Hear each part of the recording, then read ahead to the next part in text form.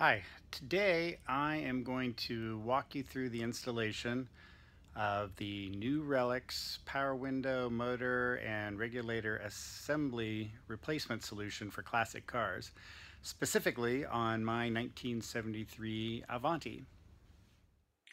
This is what the unit will look like from Nu-Relics.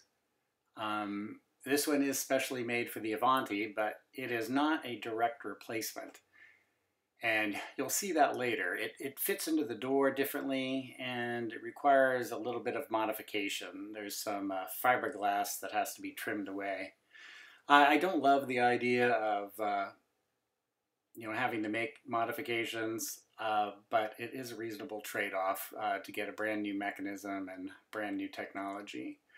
They make these units for all kinds of classic cars, so if you've got an old car and your power windows aren't quite doing the job anymore, I definitely would give Nu-Relics a look. So far as costs, these things, I got two of these and with the relay systems, and it was like $400 something. That is much less than I would have to pay to, get original Studebaker parts, so I can't complain about that. Up above, you see the wiring that came with it. This unit you can get this unit so that it gets all brand new wiring, or you can get this unit so that it works with your existing wiring. I wanted to use my old buttons and I did not want to rewire the car, so I got this version with the relay. So what happens is there'll be a few wires you don't use, and you have to mount this relay in on the inside of the door. To get started, you're going to need to remove the door panel. I have already done that. If you don't know how to remove the door panel, consult the Avanti service manual, but it's not too hard. After you've got the door panel off, the first thing you need to do is get the motor and the old regulator out of the door. These three bolts right here, they hold in the regulator. And then these four bolts right here, they mount up where the motor is. So you need to get these removed, and then you'll be able to take the old motor out. I've got the bolts out and the motor loose, and right now the window is lowered, and what I need to do next is release the motor from the tracks. So those armatures push into wheels that go through these tracks, and to detach them from the wheels, there's little metal clips that you have to pull out, and so they're like right where my finger is. And you have to pull out those clips, and then you just pull on that armature and it'll pop out of the roller. The bottom rollers are pretty easy to get to, but there's a third roller that is on a track up above, and that's a little harder to get to. Basically, you just have to reach up under there and get the clip and pop it out blind. Once you've got the arms released from the rollers, you need to pull the window up out of the way so that you can get the motor and regulator out. So carefully pull the window up and tape it to the vent window with masking tape so that it stays out of the way and doesn't drop on you while you're working. This is what the old motor looks like now. So the next step is to try and work it out of there. This is the removed motor.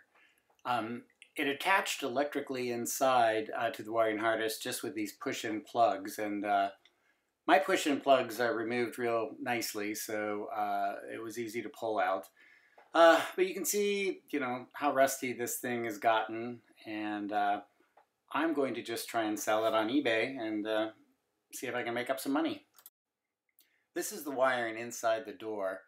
The white wire is the ground, and the other wires go to the switches. I'm going to use these push-in plugs to make the attachments. And keep in mind the grounding wire on the Nu-Relics is actually black, so that's a little different. I've cut off the plugs, and now I am just trimming the insulation off the wires so that I can add on the new connectors.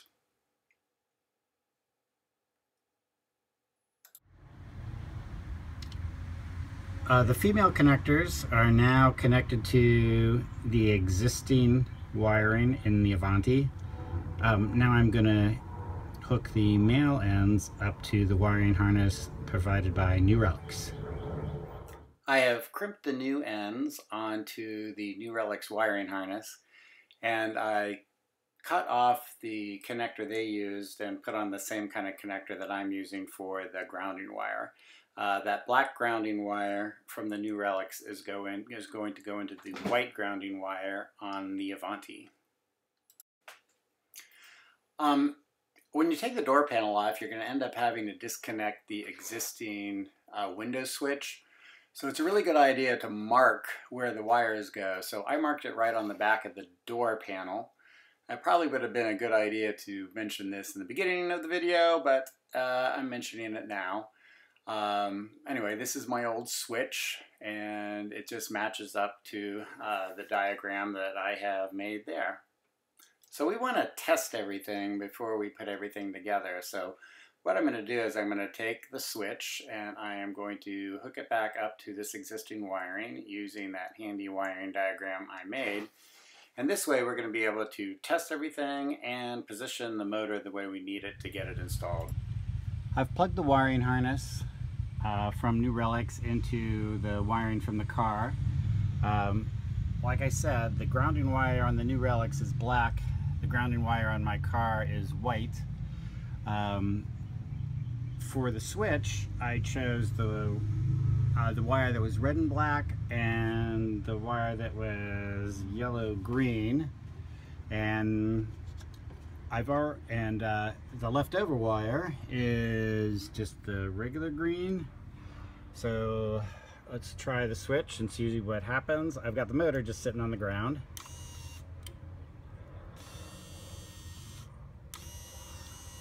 Alright, so the switch is controlling the motor, and it's the green wire that got eliminated. Anybody out there that's ever done some do-it-yourself work knows that the second time you do something, it's always easier. So before I made this video, I installed the motor in on the driver's side door. This is the motor. This is how everything looks all installed. They have you put this relay, they want it mounted vertical, so this is how I mounted it. And this is how the motor sits, and it's almost, it's pretty much sitting on the bottom of the door. And that was real confusing to figure out because, the original motor is mounted up here. And so I just couldn't figure out how this thing was supposed to fit in there. I ended up calling the company, and they actually had an installation for an Avanti depicted in a photograph, and they sent me that photograph, and based on that photograph I was able to figure out how to put it in. But that gets us to another downside. One of the things you have to do to adapt for this installation, because it's not an OEM part, is you have to trim away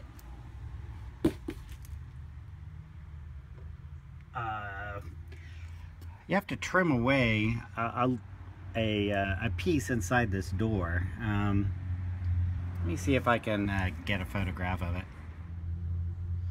Alright, so because the motor sits on the ground, not on the ground, but I mean on the bottom of the door pretty much, this piece of fiberglass right here needs to be trimmed away. And also, this window stop right here has to be removed. I don't love that because it takes away from original engineering of the car, but it's what you have to do to update to this newer motor. So that's what we're going to do next. I am going to trim away that fiberglass piece so that the motor fits in. To do the trimming away, because it's fiberglass and you don't want to be inhaling any of that stuff, I've got this mask on and I'm wearing gloves. The reason for the gloves is if you've not used fiberglass much, all the little particles of fiberglass are basically little tiny sharp pieces of glass, literally. And when you work with it, you just get a million little micro cuts if you aren't careful and you don't use protection. So I've got these gloves on and I've got this mask on so that I do not inhale it. The tool that we're going to be using to do the trimming is this Ryobi spiral saw. There's another brand called Retrofit, but essentially they use a drill bit looking saw to do the cutting, and one of my favorite tools. I use this for a lot of stuff, but we're going to use this to trim the inside of the door. I have used the Retrofit and trimmed away that piece of fiberglass. So anyway, that's what it looks like. So what you have to do now is get the motor to go into the door. And in order to do that, you have to position everything so that it'll slide in. So you're basically going to have to, like, with it plugged in and the electrical hooked up, you're going to have to like move the motor and the armature up and down until it gets to a position that allows you to slide it in. For me, that is the position. So it'll probably be the same position for you. And you just want to be careful when you've got the motor plugged in and you're having to go up and down. You just want to be careful not to get your fingers caught in any weird little areas. Anyway, I've got this all positioned, and how it slides in is it's going in like that.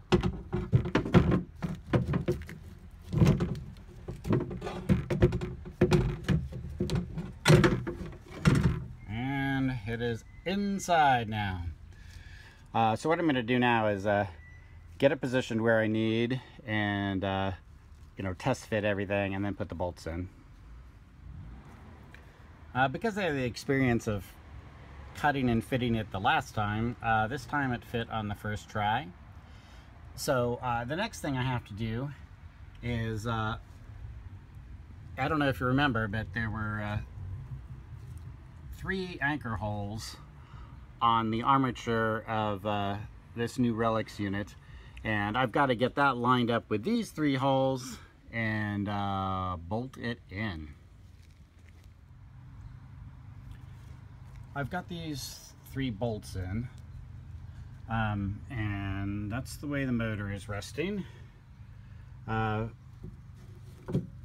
thing you want to do is you want to make sure that you've got the wiring positioned in such a way that it doesn't get bound up in any of these things that are moving around, and I will eventually do that.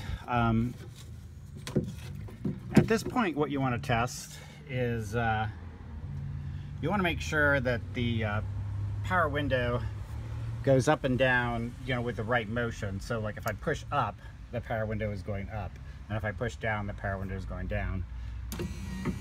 Okay, so that is going up, and that is going down. Now, if that didn't work, I mean, if it was going in the reverse direction, the really cool thing is, because of the way this is wired, all you really have to do is switch the polarity. You know, all you have to do is switch these red wires. So that's real easy. But you don't want to seal up the door and have them in the wrong place. Okay, so what I'm going to do now is I am going to hook this thing up to the actual glass. So I've got my glass taped up right there. I'm going to untape it. I'm going to lower it down, and I'm going to click these brackets into the rollers.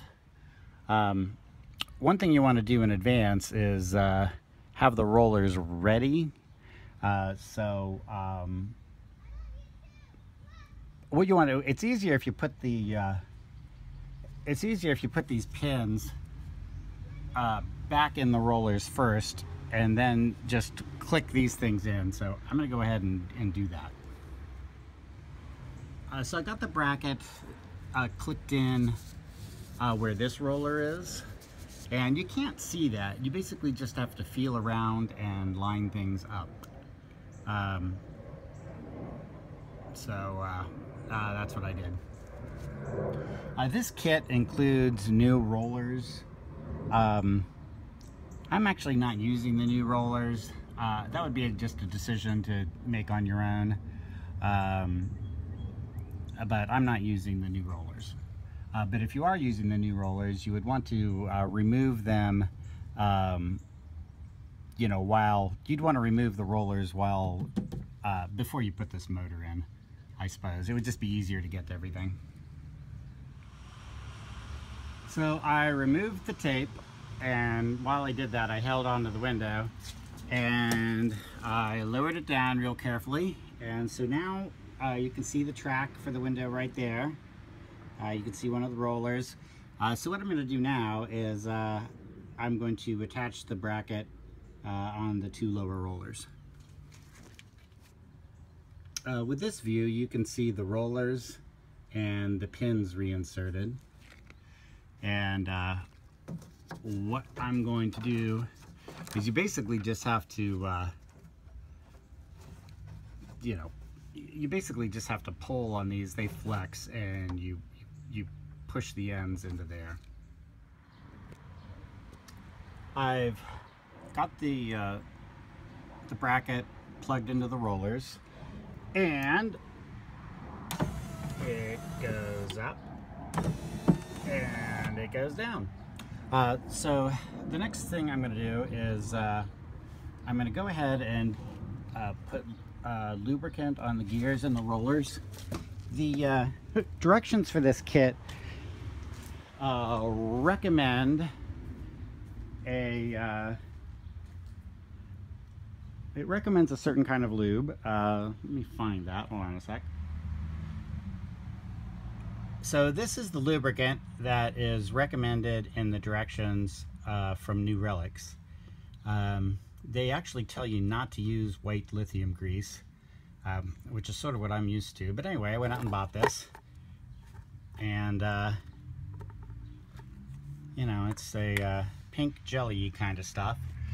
So I'm going to go ahead and use this to lube up the rails and the gears. The last step was getting all the wires secured. So I put wire ties and tuck the wire down behind the motor, and I used wire ties to secure the relay in the upright position. I'm not sure why it's supposed to be in an upright position, but I'm just going to follow the directions and do it. So I drilled some holes and put that in with the wire tie. And so let's see how this works. There's my switch, and the window is going up. And the window is going down.